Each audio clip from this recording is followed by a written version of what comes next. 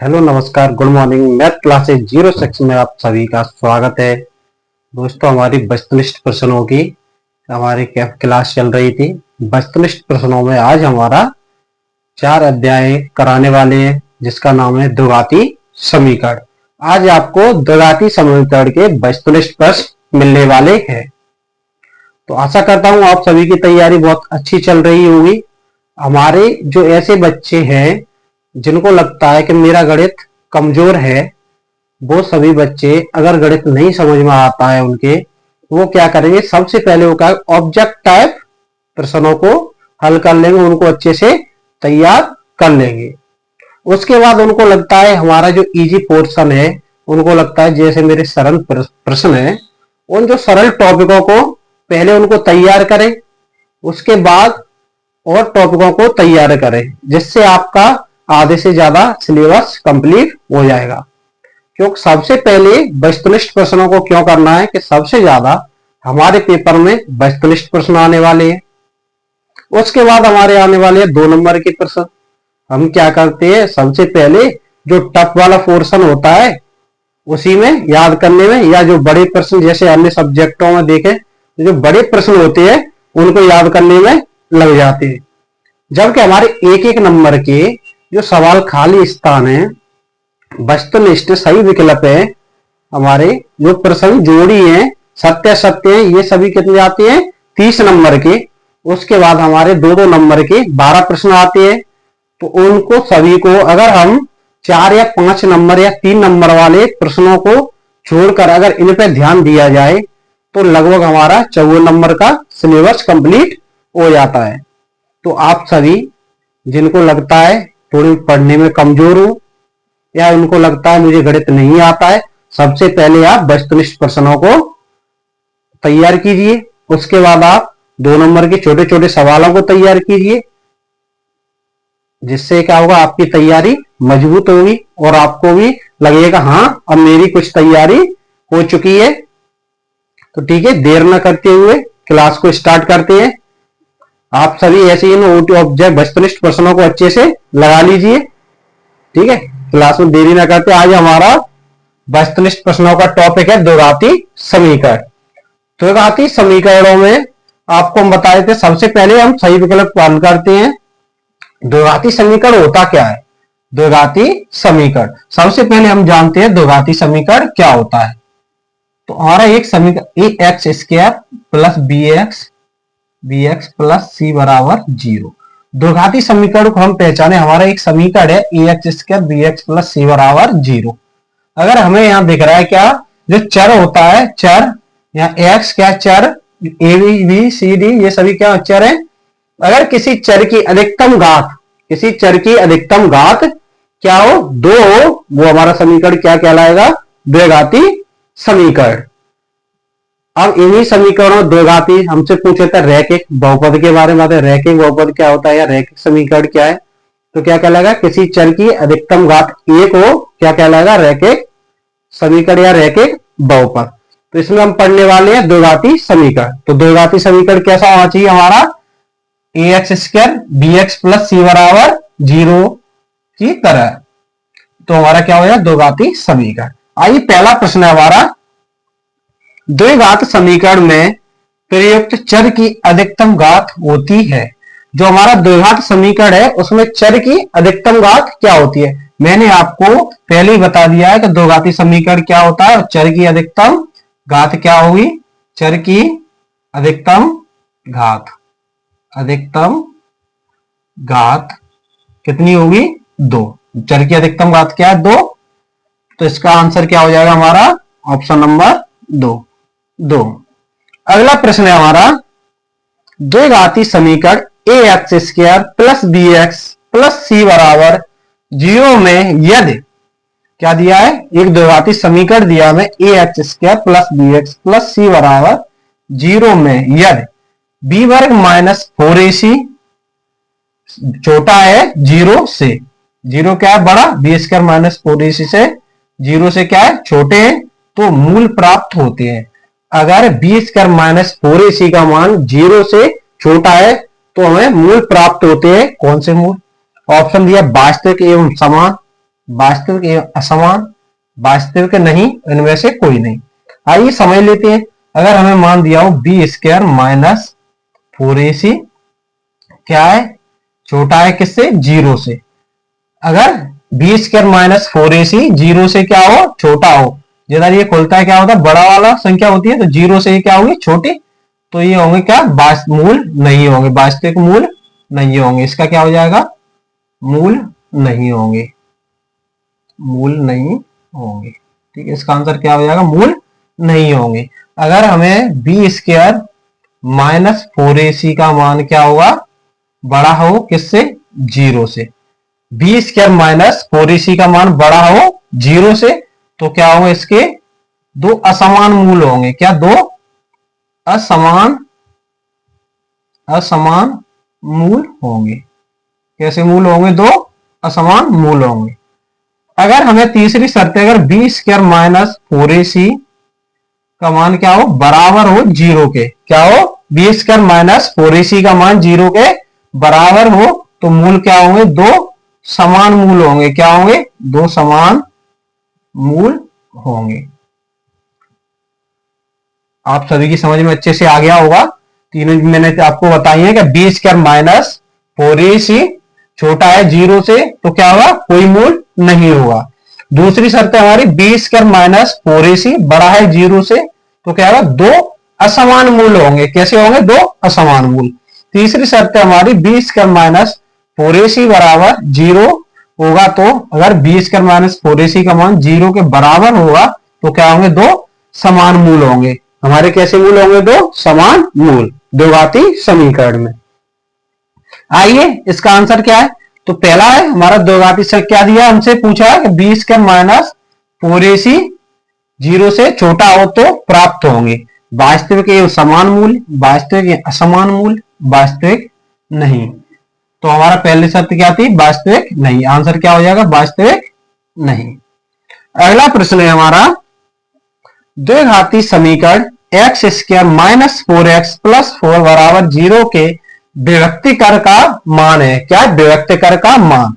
सबसे पहले विभक्तिकर का मान आप तब ज्ञात कर पाओगे जब आपको विभक्तिकर का सूत्र पता हो। विभक्तिकर का सूत्र है हमारा, विभक्त कर का सूत्र क्या है, हमारा का सूत्र है डी बराबर B square minus 4ac। D बराबर बी स्क्वायर माइनस 4ac। हमें समीकरण क्या दिया है, समीकरण दिया है x square minus 4x plus 4 बराबर 0। तो हमारे जब द्विघाती समीकरण से तुलना करेंगे तो ए का मान क्या हो जाएगा, 1। ये हमारा द्विघाती समीकरण। बी का मान क्या हो जाएगा, -4, और सी का मान क्या हो जाएगा, 4। इस व्यक्त करके सूत्र में रख देंगे मान, व्यक्त करके सूत्र में। तो डी बराबर बी का मान क्या हो जाएगा, यहां कर लेते हैं नीचे। डी बराबर बी का मान -4 का स्क्वायर, -4, ए का मान 1, सी का मान क्या है, 4। 4 का वर्ग 16, माइनस माइनस वर्ग करेंगे प्लस हो जाएंगे, -4 16। क्या आ गया, डी का मान क्या आ गया, 0। मतलब हमारा जो डी का मान 0 आया, व्यक्तकरण मैंने आपको बताया था बी स्क्वायर माइनस 4ac का मान क्या आ जाए, 0 बराबर है 0 के बराबर है। तो क्या होगा, इसके कितने मूल होंगे, तो व्यक्तकर का मान, व्यक्तकर का मान क्या आया यहाँ, 0। व्यक्तकर का मान आया हमारा 0। इसका आंसर क्या हो जाएगा, 0। यहाँ पे कोई सा भी व्यक्तकर का कोई सा भी मान आ सकता है, माइनस का, प्लस का। ये हमारा सूत्र है व्यक्तकर का, डी बराबर बी स्क्वायर माइनस 4ac। इस पे ओटी आती है, जोड़ी में आए, रिक्त स्थान में आए, या हमारा सही विकल्प में आए। आप सभी अच्छे से सूत्र को याद कर ले, या इसके ऊपर 2 नंबर में कोई भी सवाल आए, आप इसको अच्छे से याद कर लीजिए सूत्र को। अगला प्रश्न है हमारा, द्विघाती समीकरण का मानक रूप क्या है। जो हमारा द्विघाती समीकरण होते हैं उनका मानक रूप क्या है, समीकरण कैसा होना चाहिए। तो मैंने आपको बताया पहले के समीकरण हमारा कैसा होना चाहिए, a x square plus b x plus c बराबर 0। कैसा होना चाहिए, 0। ये समीकरण हमारा क्या है, द्विघाती समीकरण। क्या है, द्विघाती समीकरण का मानक रूप है हमारा क्या है, कि कोई भी द्विघाती समीकरण का कैसा होना चाहिए, a x square plus b x plus c बराबर 0 की तरह होना चाहिए। तो इसका आंसर हमारा क्या हो जाएगा, a x square plus b y plus c नहीं है, ए एक्स प्लस बी, ये रैखिक हो जाएगा, ये दो चरों में बहुपद है। A x square minus b x plus c, यहाँ क्या है minus a x square plus b x plus c बराबर 0। आंसर क्या हो जाएगा हमारा, आंसर नंबर ऑप्शन 4। अगला प्रश्न है, वर्ग समीकरण x square minus 7x minus 60 बराबर 0 के मूलों की प्रकृति है। हमसे पूछा है कि समीकरण दिया है x square minus 7x minus 60 बराबर 0 के मूलों की प्रकृति है। वास्तविक है, समान है, काल्पनिक है, इनमें से कोई नहीं। मूलों की प्रकृति कैसे ज्ञात करेंगे, मूलों की प्रकृति ज्ञात करेंगे हम इसी सूत्र से, विभक्ति करके सूत्र से।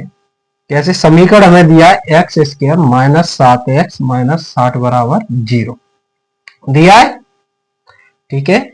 इसमें ए क्या हो जाएगा, ए का मान 1 हो जाएगा, ए का मान 1, बी का मान माइनस 7 और सी का मान माइनस 60। सूत्र हमें दिया है डी बराबर माइनस बी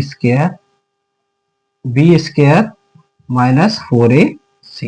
बी स्क्वायर का, बी का मान क्या है माइनस 7 का स्क्वायर माइनस 4, ए का मान 1, सी का मान क्या है माइनस 60। 7 का वर्ग 49, माइनस का माइनस हुआ प्लस, 60 का 4 से गुणा करेंगे 24, 0 240, 2 से 40 में 9 9 0 9 4 4 8 2 289। हमारा डी का मान कैसा आया प्लस का, तो इसके क्या होंगे, डी का मान अगर 0 आता तो क्या होते हमारे समान मूल, तो इसके क्या होंगे वास्तविक मूल। कैसे होंगे, वास्तविक मूल होंगे। देख लीजिए डी क्या है, बड़ा है, बी स्क्वायर माइनस 4ac का मान 0 से क्या है बड़ा है, तो इसके क्या होंगे दो असमान वास्तविक मूल होंगे। क्या होंगे, असमान वास्तविक मूल होंगे। तो इसका आंसर क्या हो जाएगा हमारा वास्तविक मूल। तो आइए अगले प्रश्न को हल करते हैं। अगला प्रश्न हमें दिया है रिक्त स्थानों की पूर्ति कीजिए। पहले सबसे पहला हमारा रिक्त स्थान पूछा हमसे प्रश्न में, यदि px एक द्विघाती बहुपद है तो px बराबर 0 को डॉट कहते हैं।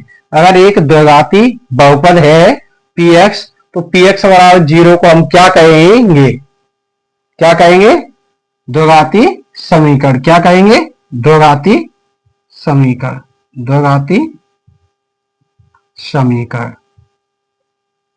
इसको हम क्या कहेंगे द्विघाती समीकरण। अगर यदि px एक द्विघाती बहुपद है तो px बराबर 0 को हम क्या कहेंगे द्विघाती समीकरण। अगला प्रश्न है द्विघाती समीकरण के मूलों की अधिकतम संख्या। द्विघाती समीकरण के मूलों की अधिकतम संख्या, अगर हमसे पूछा जाए कि द्विघाती समीकरण के अधिकतम मूल क्या होंगे, द्विघाती समीकरण के अधिकतम मूलों की संख्या, अधिकतम मूलों की संख्या, तो अधिकतम मूलों की संख्या होती है हमारे द्विघाती समीकरण में 2। कितनी होगी, 2। मूलों की संख्या कितनी होगी अधिकतम 2, तो इसका आंसर क्या हो जाएगा 2। अगला प्रश्न हमारा रिक्त स्थानों में, वर्ग समीकरण x माइनस 3 x प्लस 5 बराबर 0 है तो x का मान डॉट डॉट होगा। क्या होगा x का मान, x का मान निकालते हैं। x का मान, x समीकरण दिया है x माइनस 3 x प्लस 5 बराबर 0। यहां से द्विघाती समीकरण निकालते हैं। क्या है,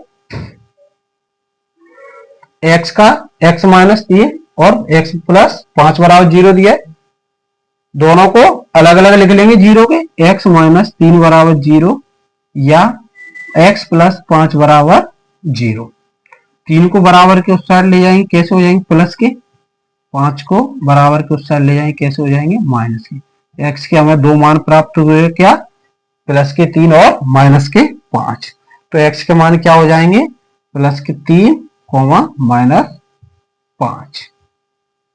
क्या हो गया हमारे वर्ग समीकरण x माइनस 3 कोष्टक में x प्लस 5 बराबर 0 है तो x का मान क्या हो जाएंगे 3 माइनस 5 ओम।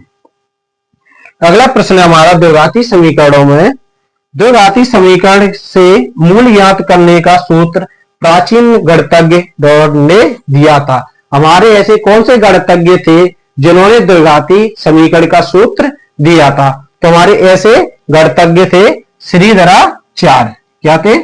श्रीधराचार्य। अच्छे से नहीं दिख रहा हो तो यहां लिख देता हूं, श्रीधराचार्य। श्रीधराचार्य, ठीक है। वे कौन से वैज्ञानिक थे? श्रीधराचार्य, जिन्होंने हमारा द्विघाती समीकरण के मूल ज्ञात करने का सूत्र दिया। अगला प्रश्न हमारा, द्विघाती समीकरण का विभक्तकर ऋणात्मक हो तो मूल डॉट डॉट होंगे। अगर कोई द्विघाती समीकरण है और उसके विभक्तकर का मान क्या दिया हो? ऋणात्मक हो, मतलब माइनस में हो, तो हमारा क्या होंगे? तो मूल कैसे होंगे देख लीजिए। अगर क्या हो? माइनस में हो। मैं आपको बताया है 0 से छोटा कब होगा? 0 से छोटा बी स्क्वायर माइनस 4ac का मान किसका? बी स्क्वायर माइनस 4ac का मान क्या हो? 0 से छोटा। 0 से छोटा है, इस चिन्ह क्या दर्शा रहा है कि बी स्क्वायर माइनस 4ac का जो मान है वो 0 से छोटा होगा। तो ये क्या होंगे? हमारे विभक्तकर के मूल कैसे होंगे? ऋणात्मक। मूल कैसे होंगे? मूल ऋणात्मक होंगे। अगर बी स्क्वायर माइनस 4ac का मान 0 से छोटा होगा, अगर मान क्या होगा? माइनस का होगा, तो मूल हमारे कैसे होंगे? ऋणात्मक होंगे। क्या होंगे? तो यहाँ क्या आ जाएगा? द्विघाती समीकरण का विभक्तकर ऋणात्मक हो तो मूल कैसे होंगे? बी स्क्वायर माइनस 4ac से छोटा है 0 से 0 होंगे। तो आज की हमारी वस्तुनिष्ठ प्रश्नों की क्लास हो गई है। नेक्स्ट क्लास में मिलते हैं, ठीक है। अगर आपको क्लास अच्छी लगी हो तो लाइक करना, शेयर करना और कमेंट करके बताना आपको क्लास कैसी लगी। चैनल को सब्सक्राइब कर लीजिए, जिससे आपको आगे की क्लासें मिलती रहेंगी। और अपने सभी मित्रों को, भाई बहन सभी के लिए क्लास को शेयर कर दीजिए, जिससे वो भी इस पे लाभान्वित हो सके और अपनी तैयारी को मजबूत कर सके। तब तक के लिए धन्यवाद। मिलते हैं अगली क्लास में।